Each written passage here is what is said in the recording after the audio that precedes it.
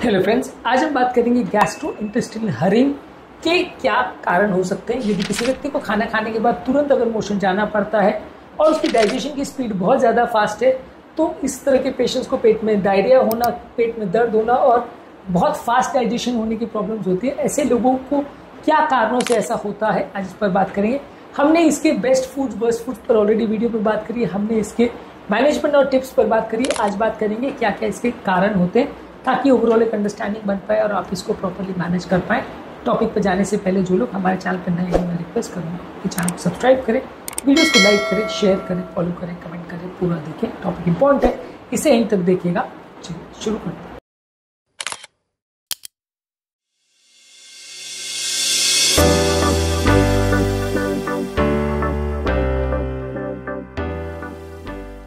अगर किसी को पेट में वायरस इन्फेक्शन है, जैसे नोरो वायरस या रोटा वायरस का इन्फेक्शन है या बैक्टीरियल इन्फेक्शन है, साल्मोनेला या ई कोलाई का, तो वैसे लोग को ऐसा प्रॉब्लम हो सकता है।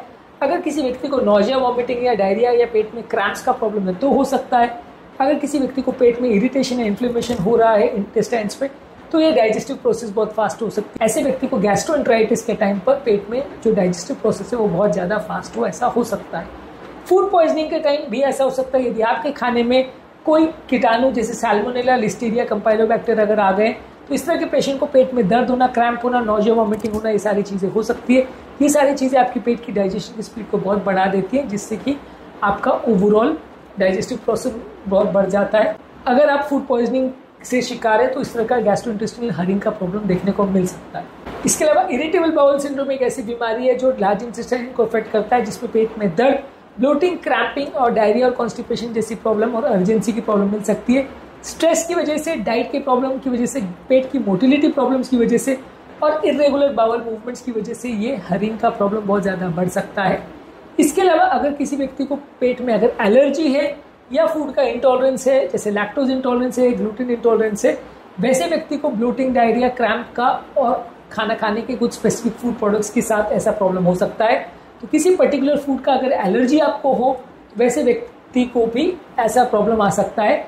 इस तरह के फूड प्रोडक्ट्स प्रॉपर्ली डाइजेस्ट नहीं होते और इनसे इम्यून रिस्पॉन्स होता है, जिससे पेट की मोटिलिटी की प्रॉब्लम और अर्जेंसी की प्रॉब्लम बढ़ सकती है। इसके अलावा मैल अब्जॉर्प्शन सिंड्रोम अगर किसी को है, जैसे coeliac disease, pancreatic insufficiency, chronic pancreatitis, तो ऐसे व्यक्ति को भी diarrhoea, weight loss, bloating, cramping और खाना खाने के बाद अर्जेंसी हो सकती है। क्योंकि इस तरह के पेशेंट में जब आप खाना खाते हो तो खाना को बॉडी पचा नहीं पाती है, जिससे कि डाइजेस्टिव प्रोसेस बहुत फास्ट हो जाता है और इससे अर्जेंसी होती है। बहुत ज़्यादा स्ट्रेस और मानसिक तनाव हो तो ऐसे पेशेंट में भी गट ब्रेन एक्सेस ट्रिगर हो जाता है, जिसकी वजह से अर्जेंसी होती है, क्रैम्पिंग होता है और डायरिया होता है। इसको नर्वस डायरिया बोलते हैं।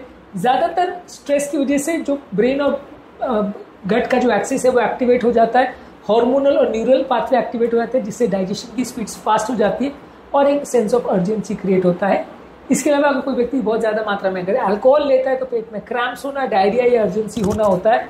इसके वजह से आपके पेट की इनर लाइनिंग में डाइजेस्टिव प्रोसेस बहुत फास्ट हो जाता है और अर्जेंसी की प्रॉब्लम क्रिएट होती है। कुछ दवाइयों की वजह से, जैसे एंटीबायोटिक्स है, मोशन बढ़ाने वाली दवा, और कैंसर की इम्यूनोथेरेपी की जो दवाई है, उसकी वजह से भी डायरिया, कैंपिंग और अर्जेंसी का प्रॉब्लम हो सकता है। इससे आपकी पेट की मोटिलिटी चेंज हो सकती है और पेट के जो नॉर्मल बैक्टीरियल फ्लोरा है वो खराब हो सकते हैं, जिससे कि अर्जेंसी की प्रॉब्लम बढ़ सकती है। इसके अलावा अगर आप बहुत ज़्यादा फैट वाला खाना खाते हैं तो पेट की इनर लाइनिंग को इरिटेट करता है, इससे भी प्रॉब्लम हो सकती है। डायरिया, ब्लोटिंग, क्रैम्पिंग और अर्जेंसी की वजह से हो सकता है। इससे पेट की गैस्ट्रिक एसिड सिक्रीशन बढ़ती है और इंटेस्टाइनल मोटिलिटी बढ़ जाती है। किसी व्यक्ति को अगर इन्फ्लेमेटरी बाउल डिजीज है, जैसे क्रॉन्स डिजीज और अल्सरेटिव कोलाइटिस, इसमें भी डायरिया, अर्जेंसी, पेट में दर्द, मोशन में ब्लड आना और वेट लॉस होना जैसे लक्षण हो सकते हैं।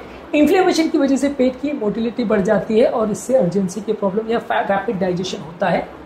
अगर हार्मोनल प्रॉब्लम्स है, जैसे हाइपरथायरॉयडिज्म और डायबिटीज़ है, तो ये भी आपकी बाउल मूवमेंट्स को बढ़ा सकता है, डायरिया और अर्जेंसी कर सकता है। हार्मोनल बैलेंस की वजह से आपका पेट का मोटिलिटी बढ़ जाता है, डाइजेस्टिव स्पीड बढ़ जाता है, इससे भी आपको कई बार बहुत रैपिड डाइजेशन हो सकता है और बहुत जल्दी मोटिलिटी हो सकती है और लूज मोशन की प्रॉब्लम हो सकती है। तो बेसिकली अगर बैक्टीरिया और वायरस का इन्फेक्शन है, जैसे फूड पॉइजनिंग है, गैस्ट्रोएंटेराइटिस है, क्रॉनिक कंडीशन जैसे inflammatory bowel disease, irritable bowel syndrome या फूड इंटॉलरेंस हो तो हो सकता है। लाइफस्टाइल के फैक्टर्स जैसे स्ट्रेस, अल्कोहल और डाइट की प्रॉब्लम हो तो हो सकता है। कुछ मेडिसिन जैसे ड्रग्स और एंटीबायोटिक्स के इफेक्ट से हो सकता है और कुछ हार्मोनल प्रॉब्लम जैसे डायबिटीज़ और थायराइड के इम्बैलेंस में इस तरह की प्रॉब्लम हो सकती है। तो ये सारी वो कंडीशंस है जिसकी वजह से किसी व्यक्ति को गैस्ट्रोइंटेस्टिनल हरिंग यानी खाना खाने के बाद डाइजेशन बहुत फास्ट हो जाता है और तुरंत ही उनको मोशन के लिए जाना पड़ता है, या पेट में दर्द या मरोड़ या डायरिया होता है खाना खाने के बाद। ये सारे वो कंडीशन है जिसमें प्रॉब्लम देखने को मिलती है। इसके अलावा अलग वीडियोस में हमने बात करी है कि इसके लिए क्या खाद्य पदार्थ खाने चाहिए, क्या नहीं खाने चाहिए, क्या करना चाहिए, क्या नहीं करना चाहिए। इस पर हमने वीडियोस की, इनको जरूर देख लीजिएगा, क्योंकि ये प्रॉब्लम काफ़ी कॉमन है और काफ़ी लोग इससे परेशान रहते हैं और हमें बताते हैं। तो आपको ये सारे वीडियोस देखने से सिग्निफिकेंट फ़ायदा होगा। ये सारे स्टेप्स को आपको फॉलो करना चाहिए जो हमने इन वीडियोस में डिस्कस किए। उम्मीद करूँगा कि आज के टॉपिक में कुछ नई बातें जानने को मिली होगी। जो लोग हमारे चैनल पर नए हैं उन्हें रिक्वेस्ट करूँगा कि चैनल को सब्सक्राइब करें, वीडियोज़ को लाइक करें, शेयर करें, फॉलो करें, कमेंट करें, पूरा करें।